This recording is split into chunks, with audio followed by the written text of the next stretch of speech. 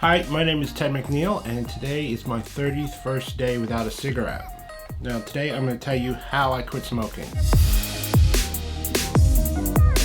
My method of quitting was based on START. I actually got it from the National Institute of Health. Okay, so what does START stand for? S stands for set a quit date. T stands for tell family and friends and coworkers you plan to quit. A stands for anticipate and plan for challenges you will face. R stands for remove tobacco products from your home, car, and workplace. And T, talk to your doctor.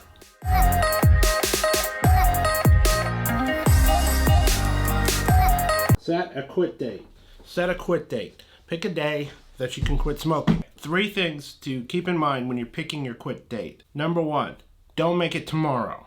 Don't do that to yourself. Number 2 is don't pick a date that's too far off in the future. Make it somewhere between 2 to 4 weeks away.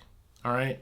Now, if you're really stressed out about it, give yourself more time, but don't push it too far in the future. Number 3, don't pick a day that has any built-in problems. Don't pick the day that you have to do a big sales presentation in front of your whole company. Don't do those days. Pick a day that's really chill. I highly recommend either a Saturday or Sunday where you have nothing to do. Now, the T stands for tell your family, friends, coworkers you plan to quit.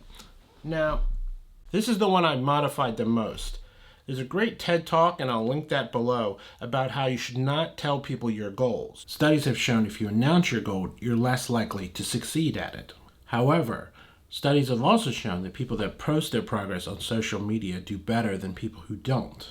There was a weight loss study that was done a few years ago where they actually showed that people who tweeted out the progress of their weight loss actually lost almost 2 times as much weight as the people who didn't. What I'm saying is, do tell people you plan on quitting smoking, but don't tell them until you actually have a plan on how to quit. Come up with a plan of how you're going to hold yourself accountable. And by accountable, I don't mean set up a series of rewards and punishments. No, what I mean is come up with a way that you can report your progress or document your progress. How I did this was I made a video every day about quitting smoking. No one really watched my YouTube videos, and it didn't really matter.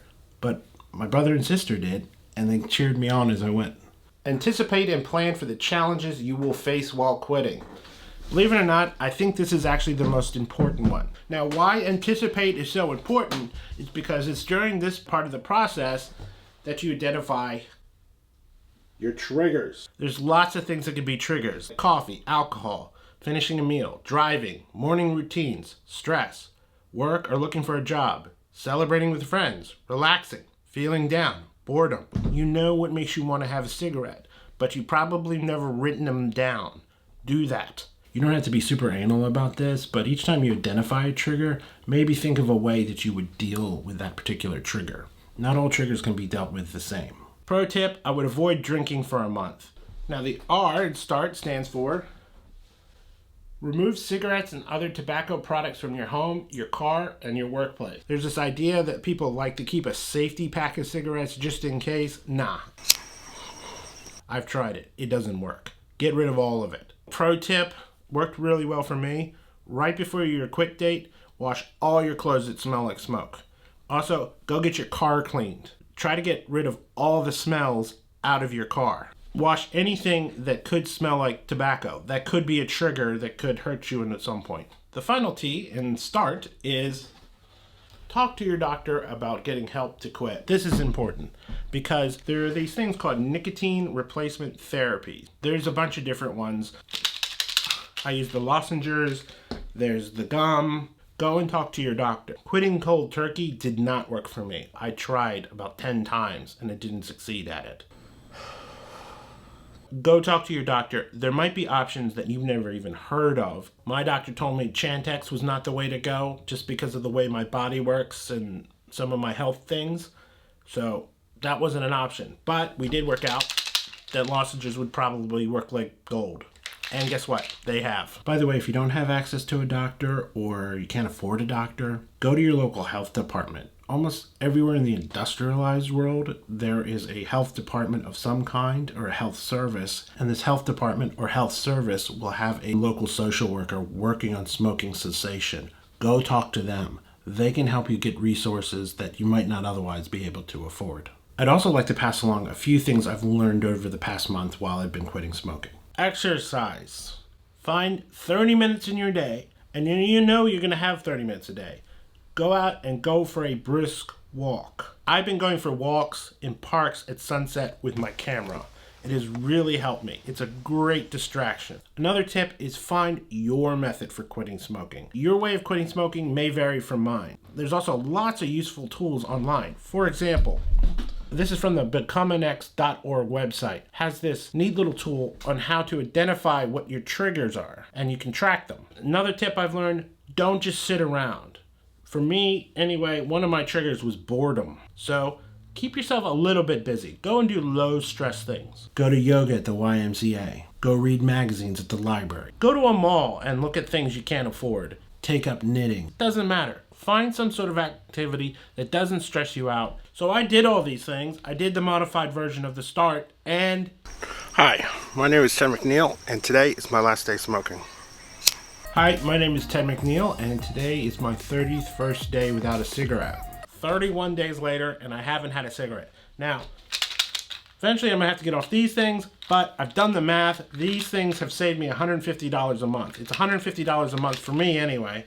Cheaper to use nicotine lozenges than to smoke cigarettes. And final tip I want to give you is take it one day at a time. Quitting day 19 is going to be just as hard as day 2. There's always going to be that part of your brain that goes to you, oh yeah, now's the time for a cigarette. Wouldn't a cigarette be good right about now? I really feel like a cigarette right now. That voice in your head is going to be around for a while. Ignore it. Find something else to do. Take it one day at a time. The challenges for each day are going to be unique. And after a month, I have to say, I feel really good. One of the freaky things that happened to me over this month is I got a cold, and I was all set to batten down the hatches for that cold. If you're a smoker, you know how even simple colds can sort of kick your ass. I got over the cold in record time, for me anyway. And the whole reason was because I had quit smoking for 2 weeks. Quitting smoking is not easy. It's really not easy, but it's not impossible. You can do it. Don't beat yourself up if you don't succeed the first time. Most people don't succeed in quitting smoking on their first attempt. Most doctors tell people it takes 5 to 7 attempts to quit smoking. Some studies have shown you may actually have to try as many as 30 times to quit smoking. And if you're a smoker, you get this. How many times you just tried to go cold turkey one day without a plan? Didn't work, did it? But if you have a plan, you will succeed. You've already prepared for it. You spend 2 to 4 weeks planning for this. Just have a plan. If you take nothing else from this video, the reason I succeeded is because I had a plan. Because I took about a month and I prepared and I was ready and I did it.